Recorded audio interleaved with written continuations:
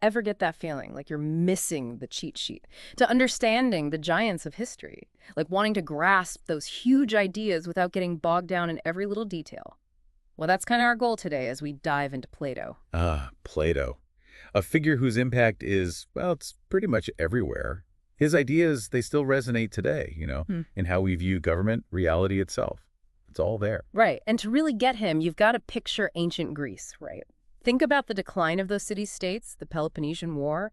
It all sets the stage. Almost makes you wonder if that kind of world pushed someone to, like, reimagine the perfect society, just like Augustine centuries later with the fall of Rome. Oh, absolutely. Yeah. This wasn't some ivory tower philosophizing. Plato was grappling with serious real-world problems, what he saw as flaws in the society around him. So we're not trying to cover Plato's entire philosophy, right? We're focusing in on the Republic and just the first book even. It's like the opening act laying down some super important ideas right from the start. Exactly. Book I, that's where Plato wrestles with the big questions. What is justice? How should society be structured? What's the ideal way to educate people? So our mission for this deep dive is to pull out those core insights. From book one, we're after the surprising bits, the key takeaways, all presented, hopefully, in a way that makes sense and keeps you hooked. And don't worry, if you haven't cracked open the Republic lately, we'll keep things clear, explain as we go. Okay, so let's get into this. All right, so Plato came from a prominent Athenian family, deeply influenced by Socrates, his teacher. Now, Socrates, he didn't write anything down himself, but Plato, he kept his mentor's ideas alive through dialogues. And even though Socrates isn't the main voice in this first book, his style, that spirit of questioning, it's all over the place. A constant search for understanding, it really sets the tone. Almost like you can feel that famous Socratic method at work as these different characters debate each other. Yeah, that back and forth, definitely. And the Republic starts with a question, a simple one, but one that's like echoed through time, right? What is justice? And it's not some dry definition either. It starts with different people chiming in with their own takes. Right. You've got Polemarchus offering a pretty traditional view, something a lot of people back then probably believed. Justice is about helping your friends and harming your enemies, rooted in that idea of loyalty to your own group. Yeah, basic instinct almost, right? Look after your own. But then Thrasymachus enters the scene, and he brings a whole different energy to the discussion. Oh, he does. Thrasymachus, he comes in with this bold, kind of cynical definition. For him, justice isn't some ideal, it's just the interest of the stronger. Straightforward, self-serving, almost brutal. Okay, so break that down for us. What's he mean by interest of the stronger? How does he justify that? Well, he argues that rulers, the people in power, they make the laws. And guess what, he says? They'll make laws that benefit themselves. Naturally. Disobey, you get punished. So justice, to him, it's not universal. It's whatever the ruling class decides because they can enforce it. It kind of challenges all those comfy ideas about fairness. It makes you think about who really benefits from the systems we have, for sure. So how does Socrates, or rather Plato speaking through Socrates, how does he counter that? Socrates, classic Socrates, starts by asking questions. Uses analogies to get Thrasymachus thinking, like he asks about doctors. A doctor, is their main concern their own health? Or is it about healing their patients? The skill of medicine, Socrates says, it's about helping the sick, not the doctor personally profiting just because they're a doctor. So focus on the patient, not the doctor's paycheck. Right. About the goal of the profession itself. Exactly. Then he goes to a ship's pilot. Huh. Is the pilot just another sailor looking out for number one? Or are they responsible for the whole crew, the ship itself? Their skill, their authority, it's all about guiding the ship safely. See the point? These professions, they have a purpose beyond self-interest. So if you're truly skilled, your focus is on being good at what you do, the rewards are secondary. Implies that ruling, if it's a real skill, should also be about the well-being of the people, right? Right. And this leads to something really interesting that Plato digs into. Mm-hmm. The good man versus the good citizen. It's like in early Greek thought, maybe even today sometimes, we confuse the individual and the state. Are they always aligned? Fascinating. And Plato seems to say the ideal is when they are aligned, when good people make for good citizens. Yeah, but he argues this can't just be forced by laws. It has to come from within, through education, shaping character and values. Building good people, not just enforcing rules, huh? That's powerful. Okay, so we've got this clash over justice. Now let's get into some themes from book one. Let's start with, how does Plato see society beginning? Where does it all start? With needs, basic human needs, food, shelter, clothing.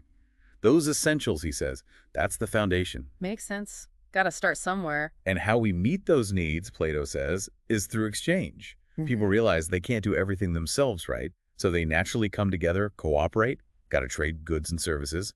This, for Plato, is the birth of a state. Very practical, almost like building up from the ground level. Not some grand theory, just survival, right? Basic needs. And from there, he outlines how things develop, step by step. Yeah, he talks about the essential roles, the farmer, the builder, the weaver, the shoemaker. He even suggests that a tiny community, just those few people, that's already a city in its earliest form. But people aren't all the same, right? Different talents, different skills. Exactly. And that leads to his idea of the division of labor. Plato says people are naturally better at some things than others. One guy's a great farmer, another's a natural builder. Makes sense for them to focus on that, right? Specialization equals efficiency, better quality goods. He even says one man will do one thing better than many, and business waits for no man. It's almost modern, that emphasis on specialization to efficiency, right, as the core of a productive society. Very much so. And then Plato adds more roles, essential for even a small city. Right. So you need traders, wholesale, retail to move those goods around, tool makers to supply the craftspeople, shepherds, merchants, even shipbuilders for trade. He talks about the need for a marketplace, money to make things easier, and hired laborers. It's a pretty detailed picture of how society grows organically, all from fulfilling those basic needs. Wow, yeah, this whole web of people all interconnected. And it's within that, the interactions, the trading that Plato says justice and injustice, those ideas start to matter. Exactly. People relying on each other, fairness becomes important, honesty, keeping agreements. It's all crucial for things to run smoothly. That's where the need for order, for concept of justice, starts to appear. All right, so another big theme is education. Specifically what Plato calls music and literature. But music here, it's broader than just songs, right? Way broader. For Plato, it means arts, humanities, literature, poetry, storytelling, the whole package. He believed this early exposure, this music and gymnastic thing, it shapes character, values. It's the first influence on the soul. And it's not just about facts, right? He's concerned with the moral impact of these stories, especially on young minds. Exactly. Kids hear stories way before any formal training, right? And a lot of those traditional stories, well, they're untrue or a mix of truth and, well, not truth. So Plato argues, why learn stuff early on that you'll have to unlearn later? Even worse, what if it teaches you bad habits? So he's all for carefully choosing what kids hear, banning the bad stuff. Censorship of nursery tales, as he puts it. So curate what kids are exposed to. And he gets pretty specific, even criticizes some big names. Oh, yeah. He takes on Homer and Hesiod, giants in Greek culture, accuses them of telling bad lies, immoral stories about the gods, like the tales of Uranus and Saturn, Zeus and his father. Not appropriate for kids, he says. Could even encourage bad behavior, seeing the gods always fighting. You can also hear him worrying about the impact on young minds. Like, kids might see those divine actions as a model, right? Yeah. Even if there's some deeper meaning they're too young to get. Exactly. He says kids can't grasp allegory yet. Brings up Hephaestus binding his mother, Zeus throwing him down. Should kids see that? Disrespecting your parents, violence. His point is, what you learn early, it sticks with you. So truth becomes super important. He even suggests lying is only okay as a medicine of state, something rulers might do in special cases, not for regular people. Huge distinction. He acknowledges that a noble lie might be necessary sometimes for the good of the state, but honesty, that's the rule, especially for education. He compares it to, like, a patient lying to their doctor, a sailor to their captain trust is essential for everything to work. Okay, shifting gears a bit, he also talks about temperance, self-control, obedience, that kind of thing. Why so important? Temperance, for Plato, it's key for a good soul and a good state.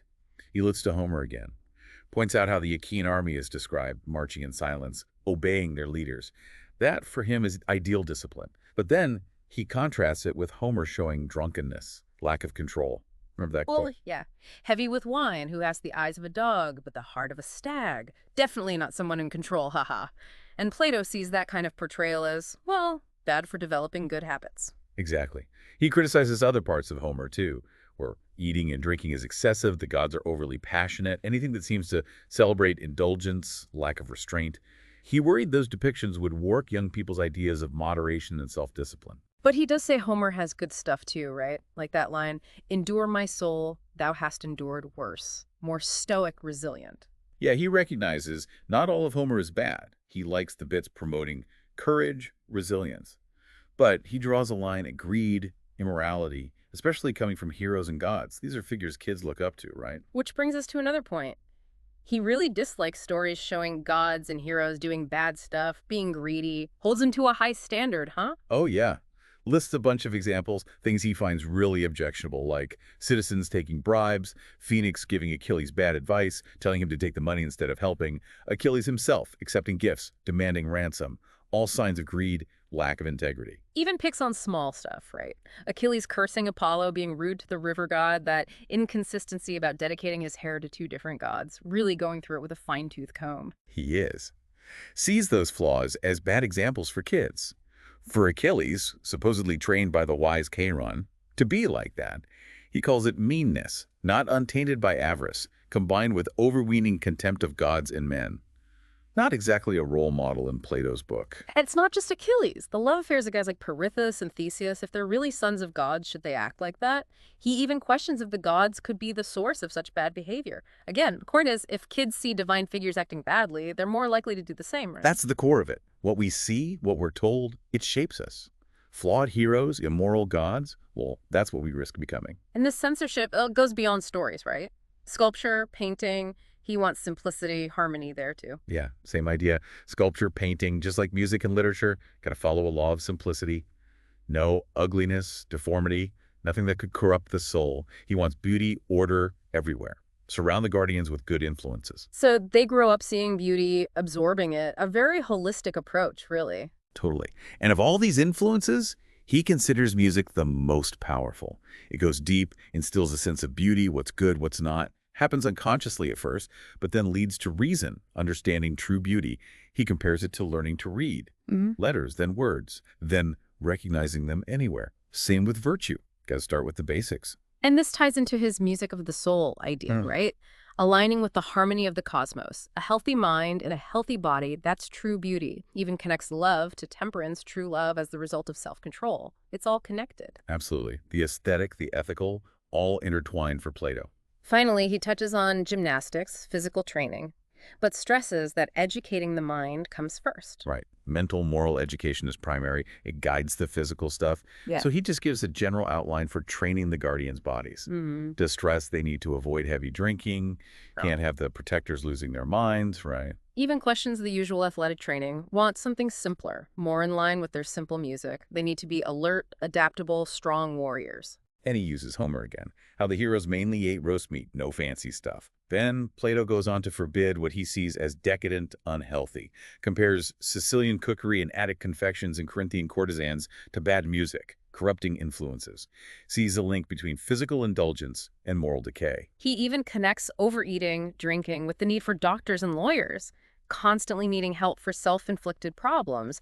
Contrasts it with, like, the simple health of Homeric heroes. Brings up the different approaches of Asclepius, the doctor. He was all about a quick cure, killer cure, for good sake where people shouldn't be sick often. Then there's Herodotus, who did long, drawn-out treatments, mostly for rich people. Plato clearly prefers Asclepius' method, fits with temperance, simple living. He even dismisses the story of Asclepius getting in trouble for reviving a rich guy, says it's probably made up. So, book I really sets the stage, huh? Explores justice, how society starts, the huge role of education in shaping who we are. It's like seeing the foundation of Plato's thought. Definitely. Book 1, it asks the big questions, offers Plato's initial perspective, but it really prepares you for the deeper stuff in the rest of the Republic. Which brings us to a sneak peek at Book 2. Where does Plato take things next? Well, in Book 2, Glaucon and Adeimantus, they're Plato's brothers, in the dialogue, they step up with a challenge for Socrates. Basically, they want him to defend justice, not for the benefits, not for a good reputation, but for itself, is being just good on its own, regardless of rewards or punishments. So, going beyond the practical stuff, getting to the core of what justice means for the soul itself. Exactly. They want Socrates to show the good and the bad that come from being just or unjust within a person, whether or not anyone sees it. It's a shift, a deeper look at justice within the individual and how that links to the ideal state. This is where Plato starts building his vision, the just society, the just soul, and that vision, it unfolds throughout the rest of the Republic. Sounds like the conversation goes to the heart of Plato's philosophy. Wow, this deep dive into Book Eye has given us a lot to think about. How societies start from basic needs, the power of education, those initial ideas about what justice really is. It has, and these ideas, they still make you think, even today. Which brings us to you, dear listener. Think about this in our world. Does Plato's step-by-step society idea still work today? What are our modern nursery tales? What values are they teaching? And is temperance, self-control, more or less important now with all this constant stimulation, instant gratification? Big questions, really. Plato's starting points in Book 1, they give us a way to think about the societies we build, the values we choose. So take some time, mull it over, maybe even check out Book 2 and see where Plato goes next. It's a journey into the roots of Western thought, something that still sparks debate, still offers insights. Thanks for joining us on this deep dive.